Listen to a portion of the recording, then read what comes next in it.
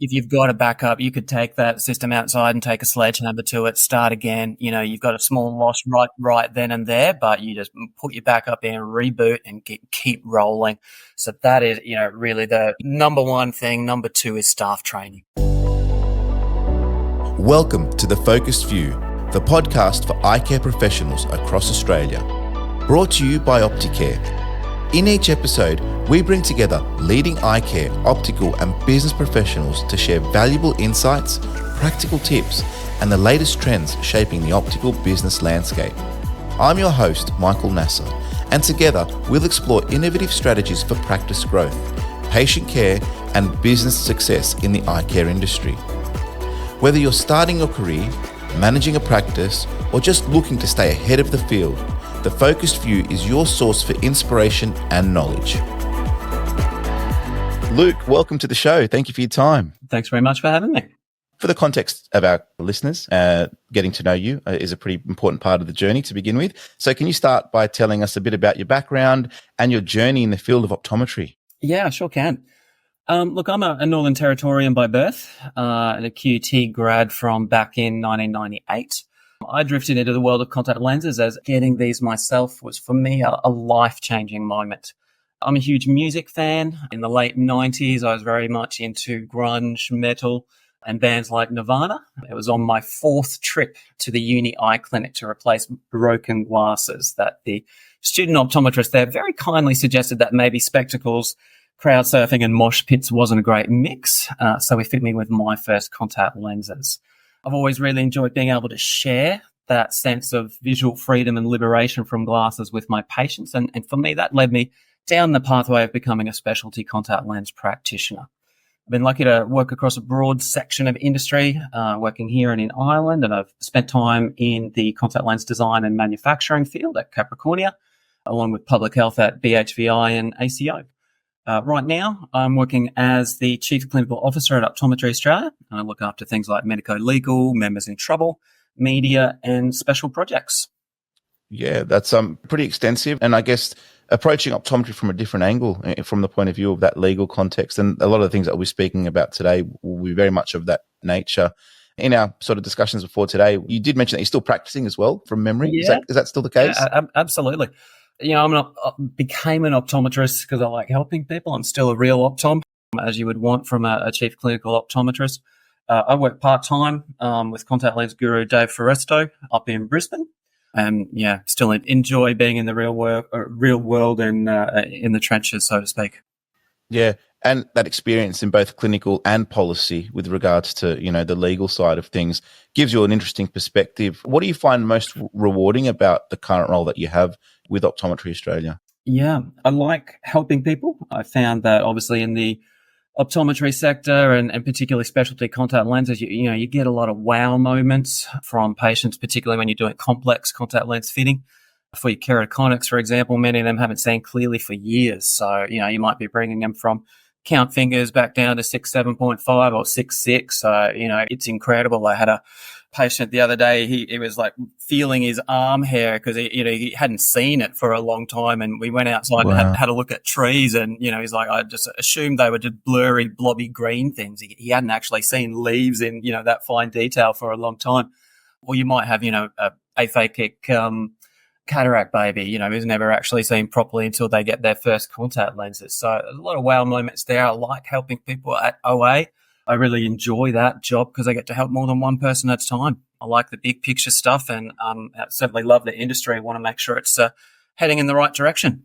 And today in particular, we're going to talk about protecting practices from cyber threats. Yeah. And that's really, I think, a massive area. But I guess just before we get into that, can you explain a little bit more in detail with regards to your role at Optometry Australia and the sort of things that you're actually doing there? So what does that involve on a day-to-day basis, just to put it into context for people that are listening so they can really understand and grasp, I guess, the perspective that you can bring to the equation in this regard? Yeah, sure. My original role at OA was National Professional Services Manager. I guess the summary would be when you're in trouble, you call me. And as far as insight, I've had visibility on every medico-legal claim, in Australia in the 10 years that I've been there, and even going back to 17 years. And things like cybersecurity, I see these things as they happen. For me, it was 2017. We had the WannaCry virus. And I had someone call up and was like, Luke, I've got this weird message on my screen. Everything is locked. There is a countdown timer. It's saying that payment's going to be doubled in 4 hours and that my files are going to be deleted in, 8 hours. And it wants me to deposit $500 in Bitcoin to this address. What should I do? These things, obviously, I often will see emerging in real time. A lot of the work that I do now is looking at where are problem areas, how can we address CPD, or what do we need to plug gaps, whether it's looking after members, looking after the profession, trying to obviously assist on a broader scale. We still do the one-by-one assistance. We have a really excellent optometrist member team that does a lot of those calls these days.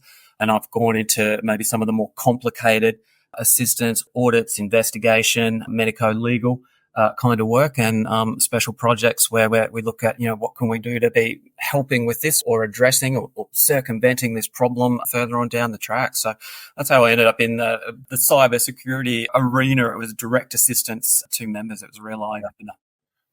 It's definitely something that's, I guess, a business owner's nightmare, is that, that description that you alluded to a little bit earlier with that message coming up on the screen and some type of ransom and we hear about it a lot, but invariably, so in one way, it doesn't necessarily, we don't think it's ever going to happen to us. I think from your perspective and what you see, it's like you're getting these people that are actually, it's like, no, it happened to me. And our industry, and the one thing I'm learning via this podcast is there are so many facets to it. Obviously as an optometrist, when you're at uni and you're going through the motions, you're not necessarily thinking about what cybersecurity is and how it can impact you. Obviously, from a business point of view, as an independent optometry practice, if that's what you got, what you have, there's probably less and less infrastructure regarding that. And so if you're part of a group or a chain, they've probably got some IT resources and some allocation with regards to training, but it's that individual optom or, that runs their own small practice, or even if it's a larger practice, it's like, this is not something that you necessarily think about. So that's why today's topic for me is so important and so critical. And I'm really glad that we're going to get to shine some light on it. I'll be open and transparent. The bulk of the folk that are affected that we have assisted, we also have privacy breach cover and some other kind of covers around that area. But look, they're independents, and it's, I've got my son's friend to do the IT system because he's great at computers. That kind of stuff just doesn't fly anymore. And you hit the nail on the head, Michael. What we're talking about is accounts lost, patient records lost. So there's medico-legal issues. We might come to it a little bit later, but, there's obviously obligation now to inform the Privacy Commissioner around breaches. There's no exception for us. We deal in health information, sensitive information. There's no over $2 million turnover proviso. We're lumped into that area. You've got things like retesting at no charge, reputational issues. Think about it. You've got a patient calls up, Michael, I want to reorder, 6 months supply of contact lenses. And you have to say to them, I have no idea who you are. We don't even have you on file. Come back in. We'll start again from scratch. We've got no continuity of practice. We have no idea what your change in health records is. This is at the end of the day a massive financial impact on a practice, and this is what I'm super keen to avoid. I've had those members on the other end of the phone, literally in tears. What the hell do I do? Like, how do I come back from this? I could only imagine. Yeah, absolutely shocking. So if we get into, I guess, cyber threats in particular, and we'll speak about some other aspects as well with privacy and legal compliance, but if we start with cyber threats in particular, why are optometry practices particularly vulnerable to cyber attacks? Yeah, look, it's a great question. And again, it's been a real journey for me trying to monitor this and stay ahead of it to assist members. But, first and foremost, it's because we're in the health sector. It's a favorite target of cyber criminals. It's typically number 2 on their list after finance. So they know health records contain sensitive information, which is valuable to them. So when we think about what's out there, and, this is where it's, I really do enjoy my job, and a lot of it's interesting, on the dark web. You can get a stolen credit card for $1 to $3. So that's what they're worth. A Medicare number, and I should point out to your listeners, all of our Medicare numbers are out there on the dark web. There's a massive leak in 2017. So if that Medicare hotline goes down, fine. You can just pop onto the dark web for $20 or $30. You can get any Medicare number that you want.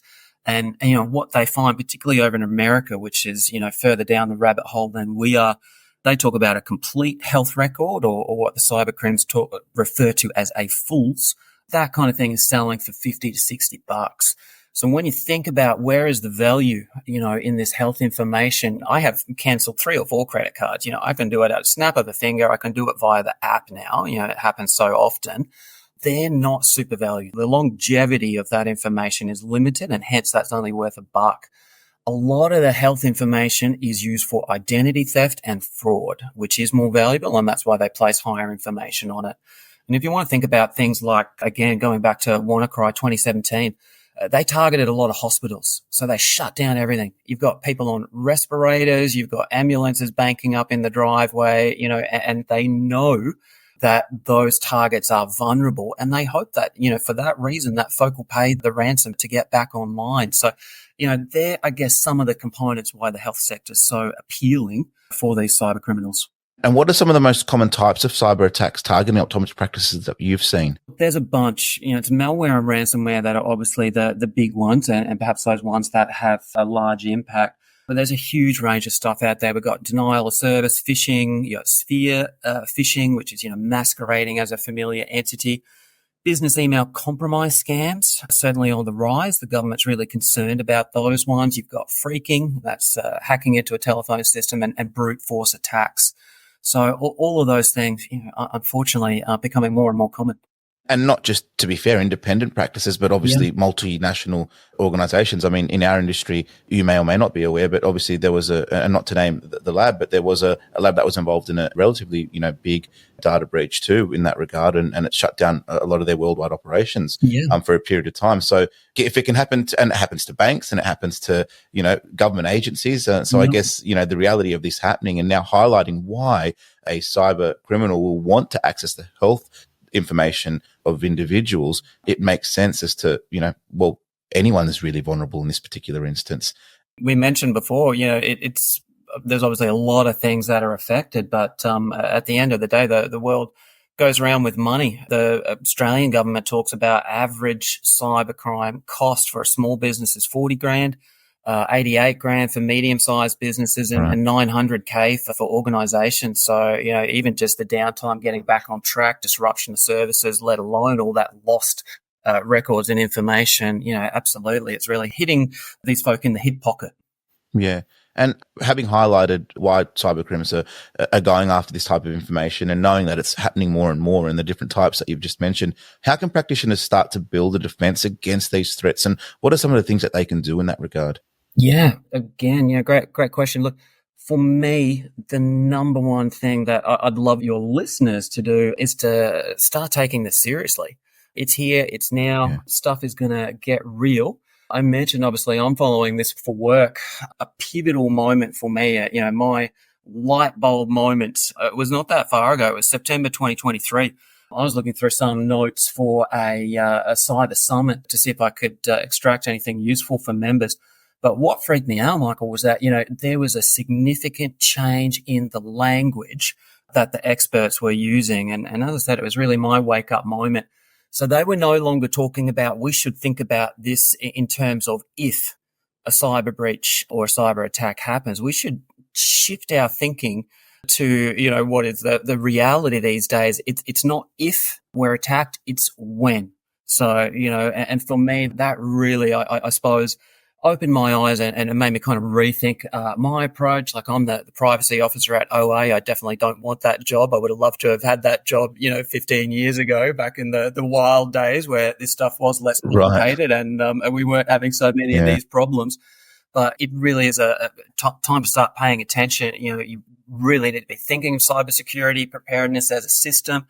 Rethink, approach to data retention. We don't need to hold on to things forever. And it's time to really be hardening our systems, which hopefully we can come to in a moment. Yeah, absolutely. That's what I wanted to lead into. It's, some best practices with regards to cybersecurity. So I guess, if we're looking at some immediate steps that optometrists and, optometry business owners in that regard for a more general concept, if we want to look at some things that they can do to take to enhance their cybersecurity, what kind of steps would they be from the first instance? How can we help? Yeah, absolutely. Look, it's pretty straightforward. I don't want to say it's rocket science. There are some basic things that we can do right now. And, we're often doing some of them. We're doing some of them not necessarily 100%. And there's always work to be done. But number one's back up. When I'm talking to those people that have had their records locked, the problem was that they either weren't backing up. So, for some of these ones, look, they lose 2 or 3 days of data. That's a shame. That's not great. But we've had 3 years, 8 years, and, everything lost. So it's not just backing up, it's checking that backup data. In one case, they had a hard drive, but the hard drive was corrupted. They were backing up onto this thing that was, 7 or 8 years old. Not good enough. So, think about cloud systems. There are issues with cloud systems. Where is that server? Are you in breach of APP8 or cross-border data protection laws? That, it does get a little bit complicated. The other bits and pieces, ensure your operating software is up to date. That's really the critical one. Have antivirus software and put it on auto update. It was interesting, again, the first one that I encountered, that WannaCry virus, it devastated the British health system. We pretty much dodged that bullet because when we woke up the day after, flicked on those computers, a lot of those auto updates just rolled straight in.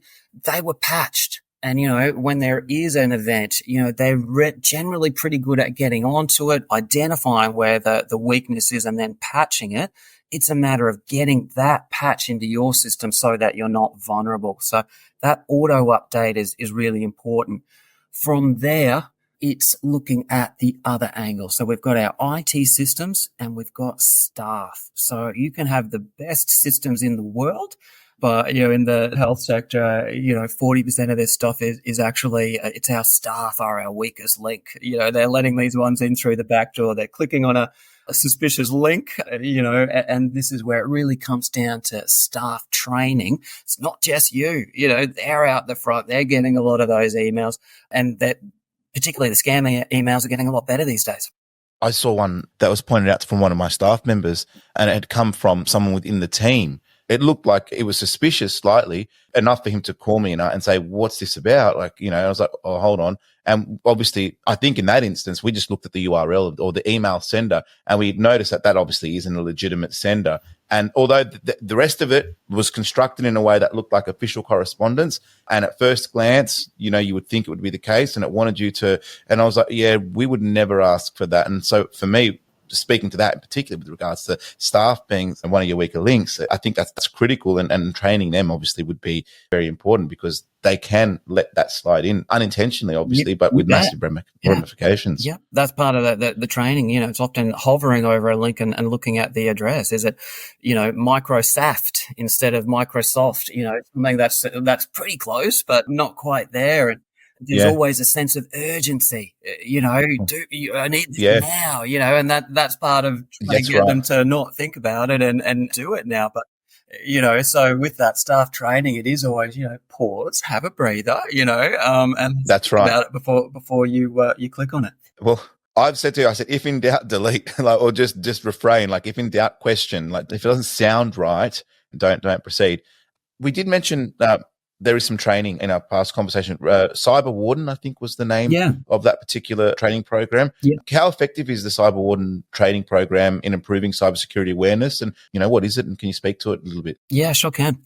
Look, let's be brutally honest. If your current staff level of training is 0, it's a crap ton better than where you are currently sitting at. So it is an entry point, Michael. In as far as what's its credentials, look, it is designed by our Cyber Protection Division, okay, the Australian Cybersecurity Centre. They have recognised small business is vulnerable. We touched on that before. We don't have a corporate overlord with IT gizmos and whiz kids rolling out this stuff, making sure that we're up to date and demanding in SOPs that we, are doing these things that we should be doing. So small business has been identified. The Australian Retailers Association has paid for this course. It is a free online course. It is bite-sized modules. So it's perfect, and I really want to be suggesting, particularly at this time of year where some optometry practices are quiet, if you've got staff sitting there playing Candy Crush or doom scrolling on their phones, what a great time to be putting them to work, upskilling and protecting your business interests. A lot of this training is applicable for us in our day-to-day lives. I don't wake up these days without an overdue account from Linked or whatever on the text messages, and we all know we're getting absolutely hammered with them via email. So essentially, it's modules designed with small business in mind, And it's awareness training. So, the part of the reason why I want to flag it is it's so digestible. And we've made all our staff do it. Certainly had great feedback. I've done it myself. It's a starting point. It is available online. Simply type in Cyber Wardens, and they are releasing more modules as we go. But, this is government endorsed training for the small business sector. There's a raft of other things like we have on the optometry website, optometry.org.au. In our OA Institute, again, we've had cyber experts talk about how to prepare your practice for this kind of stuff. We've also had webinars, lawyers, resources around what to do or how to prepare for privacy breaches, because there are obviously protocols that need to be followed. It's not a popular area for CPD, but it's really important. You can keep going onwards and upwards. I mean, you mentioned that email that you have, often with paid training. And again, plenty of modules there at fairly accessible price points, but they take that information, they take it to the next step. You'll have a month or 2 months where they send attack emails. So safe attack emails, where if the staff do click on them, what they typically get is they get sent to punishment training for why they made that mistake and how they could have avoided it. So that's the next level. And when I talk to the folk that did our cybersecurity training, it's not a set and forget. You don't just do it once and that's it. They talk about you need a refresher every 6 months, or you want to keep it at top of mind or keep it present, in your staff's mind so that they're always alert and aware for these things. Yeah, and we'll definitely make those links available in the show notes if people want to check back in on those and access those. I think at the very least, if there's anything taken out of our conversation today, I think signing up, especially it seems like with the Cyber Wardens program, it's not a cost-related thing. Anyone can sign up and anyone can do it. And at the very least, if it's something that you're thinking about, we'd be encouraging anyone to do that because it's only going to assist in at least the awareness component, which obviously is the starting point and allowing you to sort of develop those best practices. Not excessive either. It's 40 minutes, but you can do it in 6-minute chunks. So, very digestible. Right. Cool. We've spoken about some mistakes, obviously, with regards to maybe opening up an email or an attachment that perhaps, has come from a place. But when it comes to some common mistakes that you've seen with cybersecurity and maybe say with practices that have reached out to you, what are some of the more common ones that you've noticed? It's the backups, to be honest. If you've got a backup, you could take that system outside and take a sledgehammer to it, start again. You've got a small loss right then and there, but you just put your backup in, reboot, and keep rolling. So that is, really the number one thing. Number two is staff training. Yeah. You mentioned that earlier, and I wanted to highlight that again. I think that's another really, sort of take home piece of advice for this episode. It's if you're not doing backups, do you have I guess it's just a matter of how long is a piece of string with regards to how often to be doing it. But do you suggest, that it's a daily thing, a weekly thing, a monthly thing, and is it backed up onto a USB or do you back it up onto an online platform? What are your thoughts on that point?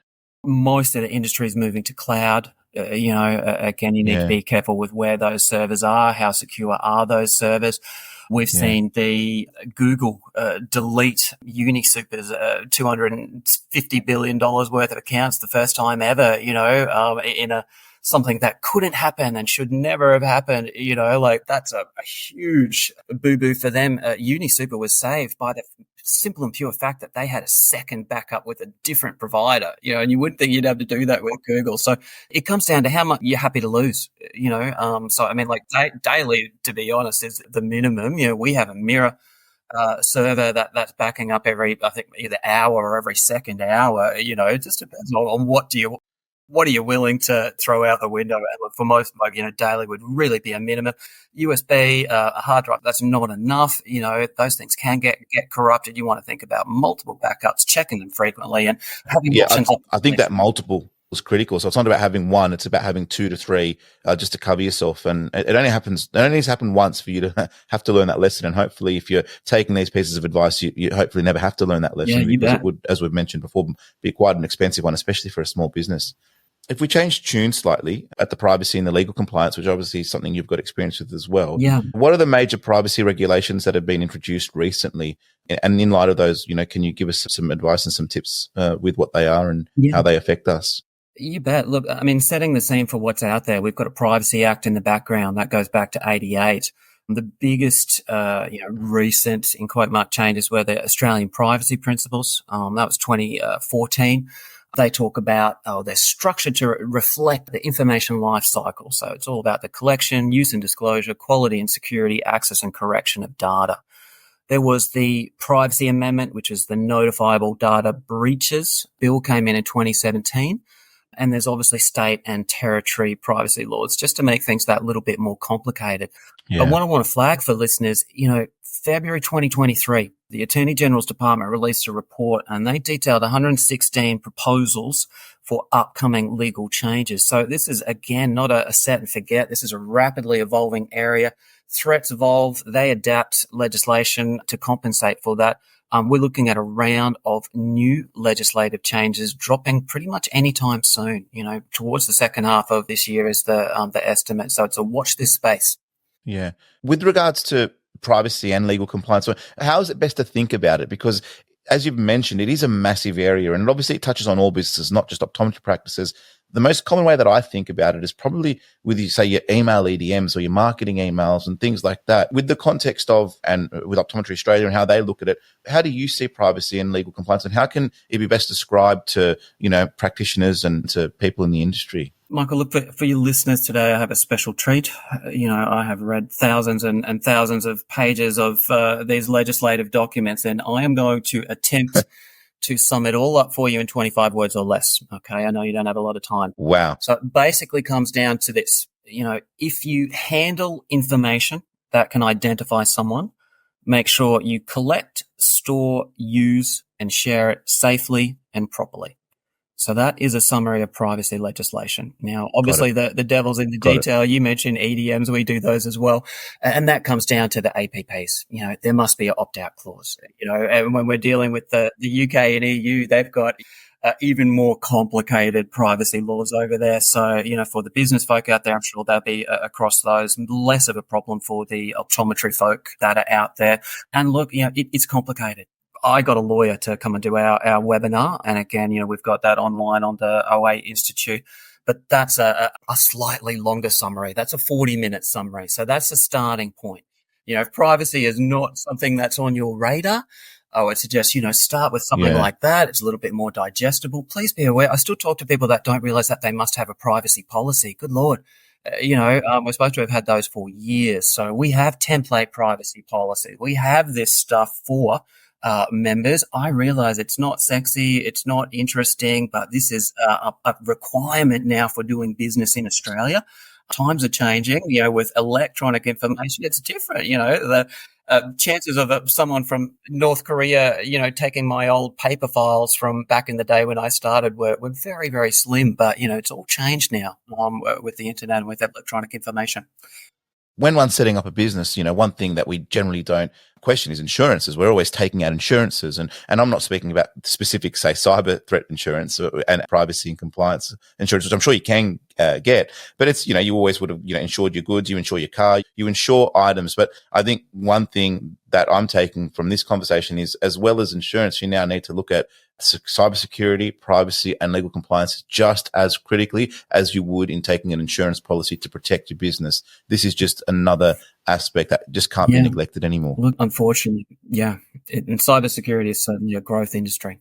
Yeah. So if we're sort of going back to those privacy and legal compliance components, how can optometry practices ensure that they comply with the regulations, obviously, that exist, and I guess to a lesser extent, the ones that are proposed, obviously, which we don't know, but more for the ones that exist? What are some things that they can do?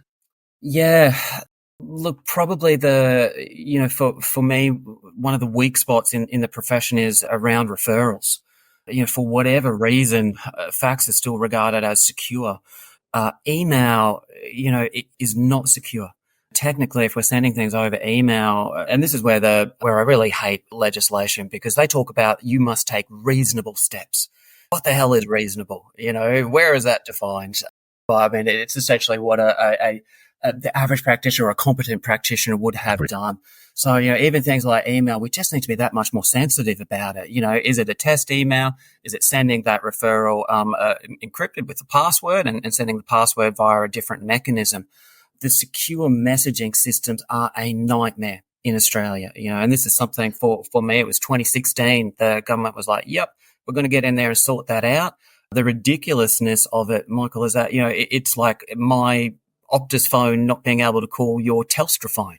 That's what we find out there. There's a plethora of encrypted or secure messaging systems in GP land, ophthalmology, endocrinology, all the ones that we deal with, but they don't all talk to each other. So the government's working on this. We've had some moves with My Health Record and in the digital space as well, because particularly, inflow to and from hospitals is a bit of a basket case at the moment, But that's something that I really want perhaps to flag for your optometry folk. It is, what is your secure messaging system? We've been talking to or trying to get some of the providers up to date. The response from them is that we're not getting any requests from our paid users for these services. So we're not, super keen to worry about implementing them. But, it is, please exert upward pressure. If you want better secure messaging in your systems, let your provider know. But that's really the space to watch and for us to be maybe cautious about in the near future. Yeah. And what are some of the potential penalties for non-compliance? I mean, are there any examples, without obviously naming who or what, when, but with regards to what they actually are, what are some of the penalties that are at play? Well, if we think about this just from our personal perspective, if there has been a breach, say Medibank or Optus recently, if your stuff is out there, I want to know about it. So that is where, this 2017 notifiable data breaches bill came in. Because in the old days, what was happening is people would lose data and that was it. They'd just sweep it under the carpet, hope for the best. But particularly if you've got things like passwords out there that, we all know that we shouldn't use the same password. A lot of folk do, this kind of stuff. It needs to be notified to the commissioner now. And there's obviously a pathway, there's processes, has it met a threshold where there's a potential for significant harm. But, the penalties are big. So for individuals, we're talking about penalties of up to 2.5 million, for failing to notify the Office of the Australian Information Commissioner. And that's 50 million for corporations. So, we're not talking about small change at the end of the day. They are looking at this seriously. And part of the raft of reviews was that, things like Medibank Private got a slap on the wrist. They are talking about ramping up fines to exert pressure on industry to do a better job of looking after this data that we're technically safe holding for, in my case, for patients. Just sort of back to a comment you said earlier where, you wish you were doing this 20 years earlier or something when the internet didn't exist and all this data wasn't so readily available on a platform that it now is, but it's only going to get more intense. And so, as time goes on, you can understand why government is putting pressure in these aspects because it's going to affect so many people and their potential, livelihoods and I guess just their general privacy and security. Something else that you look at is risk management and legal defense. It's probably not something that you speak too much or not on a platform as this, for example, but with regards to what you see in your experience and for the point of view of, optometrists out there that are listening to this, what are some of the most common legal claims you see against optometrists? And more importantly, how can they be avoided? It is interesting from a metadata point of view, and it's something we're interested in. We obviously map trends so that we can adjust CPD or resources in those areas. It's pretty cut and dry. It is failure to diagnose, delay in diagnosis or misdiagnosis. That's 92% of our incidents that progress to claims. Wow. So, we obviously have, or we cover regulatory investigations and stuff like that. APRA, that doesn't cost us a lot of money. At the end of the day, in managing those ones, it's the compensation claims that are obviously the big ticket items. And if you want to get a little bit more granular, it's retina. So glaucoma, AMD, retinal detachment, that's about 54%. Tumours, they are less common, but they're big ticket items. Obviously, because such a drastic impact on somebody's life. They're sitting at about 41%.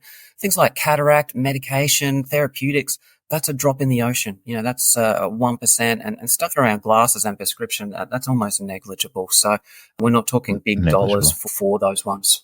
So it's those medical those medical components and I guess the adequate referral in those situations that perhaps has been neglected or not done, or is it just that they may have been missed altogether? Is that what you're saying? Essentially, when we get our lawyers to do a deep dive on it, and we do analyse this stuff, they've come back, to me with three things. So they've said, disease-related litigation and complaints against optometrists follow three common threads.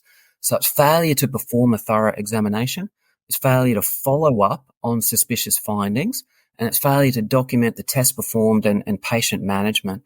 And it's that last one that literally sometimes makes me feel like crying, because I will be talking to someone doing the assist or the medico-legal liaison, and I know they've done it. They haven't written the damn thing down though. And as I get sick of our lawyers saying, look, no record, no defense, you're not giving us anything to work with. We'll go into bat for you. We'll come and fight hard on your case, but you need to give us something, and a lot of it is writing it down. And I've had plenty of time as a locum, I've seen things like a tick for internals. Yes, someone had a retina. Great. That doesn't help me in management, but it also doesn't help you when it comes to defending a claim or WNL within normal limits. Unless there's some detail there, you may as well have it as we never looked. A lot of different subcomponents of it. And obviously happy to dig into it if you want a bit more detail. Yeah, we'll jump into them, I think, in the next sort of question or two. But you mentioned documentation there, and you highlighted the importance in defending against legal claims. Documentation, like, how important is it, and what are some things that our optoms can do or in this regard, just to make sure, other than the obvious of taking more notes, I'd imagine, is there anything else, or is it just as simple as that when it comes to helping when defending against these claims, if they and when they do arise? Yeah. So, I suppose if we're thinking about it in a broad sense, look, communication's key. So, obviously taking the proper case history. A lot of it is educating and informing the patient about their condition or options, but also what to do if it gets worse. So, I find it surprising. A lot of it is this delay to refer. They've had someone who might be 6'5" or 6'9", and they've just chuffed them off. But, potentially that's a time to say, look, you've got early cataract, come back. If things are getting worse, you don't have to come back in a year. If it's worse 6 months down the track, let us know. From a documentation point of view, I mentioned I'm still in the field, not on any kind of high castle or anything like that. The one thing perhaps that I have done after, 9 years of talking to the lawyers and helping them is I write down negative history. So for me, this might be retinal detachment. If I've had someone come in with flashes and floaters, sure, that's a trigger, obviously, for doing a dilated examination. That would be considered the minimum standard of care, or what a reasonable practitioner would do.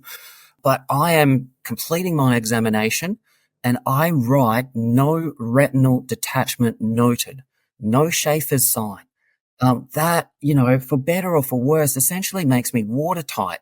If that patient wants to go trampolining, 2 weeks down the track, or bungee jumping, obviously I warn them not to do those things generally.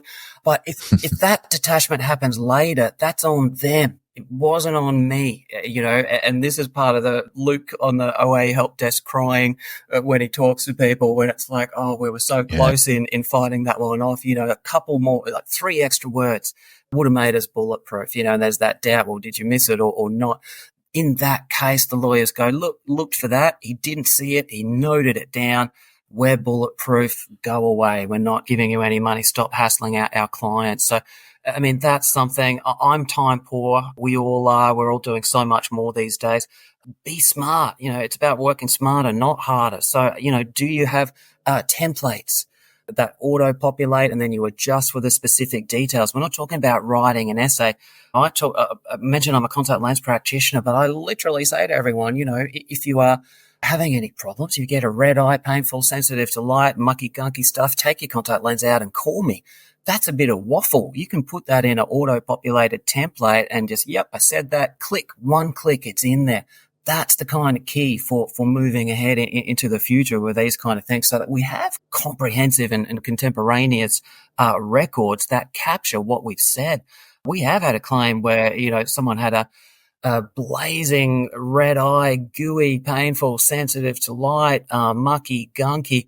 And they said, well, the optometrist didn't tell me to take the contact lens out if there was anything wrong. There is no common sense in the medico-legal arena. You've got to assume, that it's essentially butt covering, but it's a time thing. I realize that there are ways around it. Again, we have guides on efficiency, record keeping. What is the minimum standard? What should we be doing? These kind of resources, again, are back on the OA website. Yeah. I think it's probably hard for most optometrists to think about this, but, because when you're in a consultation, you're not necessarily thinking about how would I act if this was, put in front of a judge or part of some type of legal proceeding. Yeah. And in some ways, it's an element of that. You have to at least check in with that thought process, I think, once in a while, to note that, well, in these types of situations, I need to cover myself and I need to go on above and beyond that negative note taking with regards to I'm very saying much what you didn't observe or witness. Keeping it real or keeping it to something that folk might appreciate. But the one for me that hurts me is that we are getting sued for cataract. I mean, that's crazy, like missing a retinal detachment right out near the aura, not doing indentation or whatever, fine. I can appreciate, I'll probably miss some of those myself. But, cataract, that's not rocket science, but we get sued for it, not because we've missed it. It's because of that documentation. And that's maybe what I was alluding to before. They might be 6, 7.5. And some of the scenarios I've seen, they've got a red eye 6 months later. They went to the GP. The GP says, I don't know what to do with eyes. They send them to an ophthal's got a quiet surgery list, fixes the red eye, says, I'll come back and we'll take that cataract out for you. Next thing you know, 8 months down the track, the optom's got a letter failure to diagnose cataract. But if in the records, there was a note, NC2, early lens changes, whatever you want to have, discussed lens changes in advice and management, advice to return if it gets worse, then again, you've just avoided that lawsuit for, 10 or 12 extra words on the record card. So it is critical. It's a balancing act between, time and efficiency. No one is saying writing an essay. But that's what I want to flag. Let's think about how can we do it a bit smarter, perhaps, rather than just working harder. And important that we're highlighting it now. You mentioned, the patient doesn't have to come back in 12 months. If you're suspicious of something, come back if you see it getting worse. Yeah. How can optometrists effectively manage patient recalls in this instance to ensure that there is that continuity of care when it comes to, this risk management and, I guess being sure that we're being as careful as possibly as we can be in maintaining our duty of care in this scenario? Yeah, duty of care is a minefield. Again, a real eye-opener for me being on the other side of it. I'm not on any high moral ground. This is something that I've done poorly for, over a decade. The amount of times that I've given a patient a letter and said, off you trot, go and get that checked out at the ophthalmologist and I hope for the best. And in most cases that works out fine. But again, real claims, real talk. We have had cases, and the ones that worry me aren't the blazing red eye. That's painful. Those ones are motivated to pop down and get that checked out. But it's more around things like, maybe pressures of 22. You've done a visual field, it's fine. The discs are borderline. Maybe they're 0.6, no notching, that kind of thing. But you say, look, go and get this checked out at the ophthalmologist, whatever. Those are the ones that can come back to bite us in the butt. We have had one where, they didn't attend, they moved house, whatever, lost the referral, come back 5 years later, and they've got visual field loss. What horrifies me is that, we were found at fault in those ones, and it's a failure or follow-up and not applying duty of care to that referral. So obviously that's an extreme case. We get asked a lot around missed appointments or failure to follow up or these kind of things. That there's no magic rule. There's a bit of a perception out there that you've got to ring a patient 3 times or that kind of thing. So we do have a duty of care, to make sure that they either attend for their referral or review or that they make a conscious decision not to do so after appropriate advice. But we don't have to engage in an exercise in futility. The response is basically proportionate to the severity of what would happen if they didn't attend to that referral or follow that advice. So it can't be scaled up or down.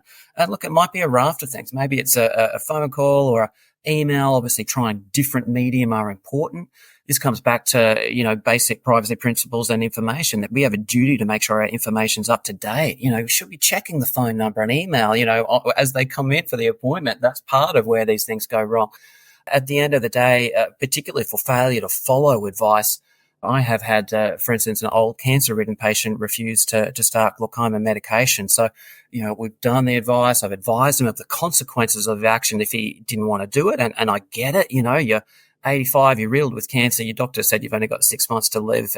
Maybe you don't want to start on those intensive drops right now. You've got bigger fish to fry. But I made sure he had that information around the consequences. And for me, the final letter, I let him sit on it, let him think about it. The final one was a registered letter, so there is no doubt that information or advice was received. So it is very much scalable. No one size fits all approach. But again, the key is, document that's in my records. I had that conversation. He knows what's going to go wrong or going to happen to him if he doesn't follow my advice. And I've made those attempts that I have to impart that information very clear for him. Yeah, and definitely talking about the best practices here with regards to that and making sure that's being done. But, from me, that, follow-up is critical with these instances and documentation. Yeah. And it's a combination of those two and using the mediums that we have at our disposal within the practice with communication points and making sure that we're effectively using all of those items, collectively to ensure that we are risk mitigating as much as we possibly can. And in the real world, that takes various forms. Like obviously a lot of the secure messaging systems have that tracked. You can go low tech as well. One of the best practices that I've seen do it, where I've worked, simply had a spreadsheet. Outgoing referrals were logged. When you got the report back from the specialist, they were ticked off. Any of those ones at the end of the month, that we hadn't had anything back from, there's a question mark. Did they go to that Ofthel or not? They were followed up, and moved to the next month to chase or monitor if there's not that kind of compliance. So it might be a notebook. I've seen that plenty of times. Or for me as a locum on a couple of ones that I knew were pretty full on, it was a diary note, to follow it up at a later date to make sure that they had attended. So a range of options out there. Something that comes to mind, it's just a question that's popped into my head, is obviously we're speaking about optometrists in particular here, but I'm obviously very mindful that a lot of businesses across the country aren't necessarily optometry owners. They're dispenser owners, or they're not industry related owners. They're just owners of a practice. How do you see that relationship going when you've obviously got the optometrist that's carrying the burden of the weight in this instance with their reputation, with their licensing, and then you've got, say, a business owner that obviously a lot of the things that we're talking about here are crossing over into business operation and things like that. Can you speak to that in any way? And what sort of advice would you have for? You are not safe as a business owner. So this is what we term practice entity. There's no ducking for cover. You're in the firing line as well, when things go. So with these legal proceedings, do they bring the store into it as well, or is it just a practitioner? What do you normally see in those instances? Look, it's all about And what worries me, Michael, is, we're not America. Thank goodness, people getting sued at the drop of a hat, ambulance chases, all that kind of stuff. But we are seeing a rise in no-win, no-fee lawyers. They take a huge chunk out of the back end, but obviously there's risk and, there's upfront work for no money. It might fall in a hole. But that's the real growth area that I've seen over the last 10 years and that I don't like. In as far as what's the approach, look, it's money at the end of the day. So it's often a shotgun approach. Let's rope in as many players as possible. So, we see Optoms obviously quite concerned in a lot of cases. There's a request for letter from a lawyer. You'll get roped into the Ofthel getting sued. And they may not be gunning for you, but, you're involved. They will look for as many people as possible to share the pie or increase the pie that they can put their sticky little fingers into.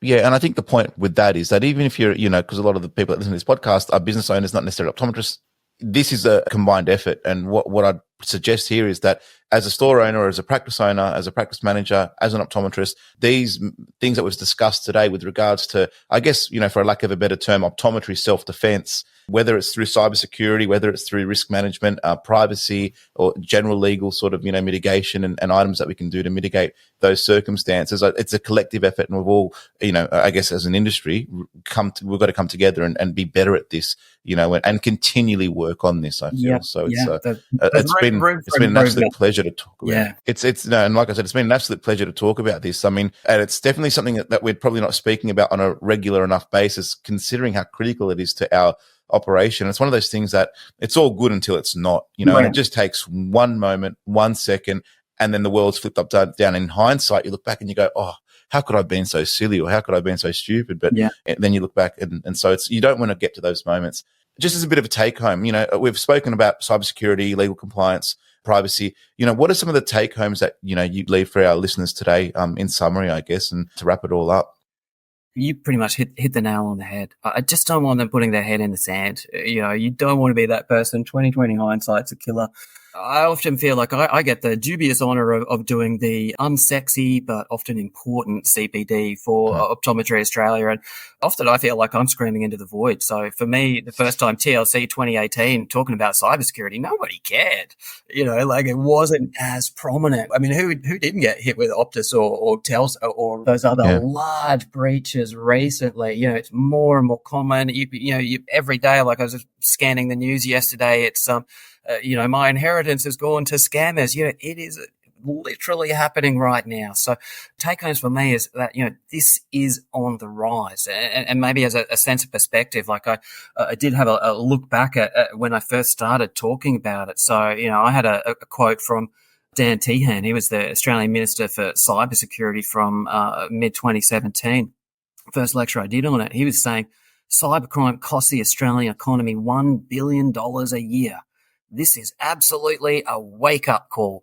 Michael, did anybody wake up? I don't think so. It is last year, cybercrime is $29 billion a year. So we're talking about one crime every 7 minutes. So, that's really the thing for me. This is real. It's happening right now. Get yourself defended. So it's IT hardening, but the important thing, and a gap, 40% of the breaches are staff. Doesn't matter how, if you've got Fort Knox IT security system, there's still a weak link there. So it's that staff training. Cyber wardens, get onto the other stuff that's on the OA website. It is going to be more and more common in the future. And look, from a privacy, maybe crystal ball gazing, AI. That's going to be another really interesting area. We've got transcribing software. We've got, where is it encrypted? What happens to the data after it's been used? Where are the servers? Yada, yada, yada.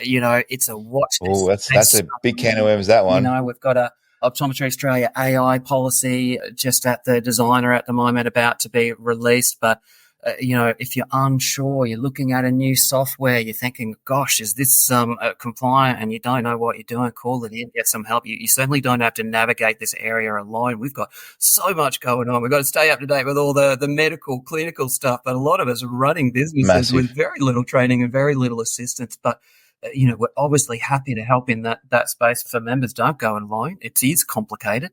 A wealth of resources out there. But have a bit of if you've got a little bit of downtime over this quiet period, put it on the to-do list and call out if you need a hand. Well, absolutely. I think that's the point of our episode today. It's to highlight it. It's to raise it as an area of significance, and then provide some tools that the listeners can act on. And we've done that. And I feel like there's probably some more episodes sort of in the future with regards to AI in particular, and some other developments that may take place. As you say, it's ever an evolving area, and it's an area that doesn't stop. So I think the more that we highlight it, the better it is for all of us. And like you alluded to earlier on, it's not a matter of if, but when. Yeah. And I think if you have that mentality with your activities it'll change the way in your perspective on how you think about it. It's not a matter of if, but it's a matter of when. And so prepare yourself for the when as best as you possibly can. Yeah, you got it. Cool. Luke, if anyone wants to get in touch with you, if they need some support and need some assistance, or just want to reach out with regards to any of the things we've discussed today, where's the best place that they can reach out and find you? Yeah, look, my email is l.arundel, so it's l.arundel @optometry.org.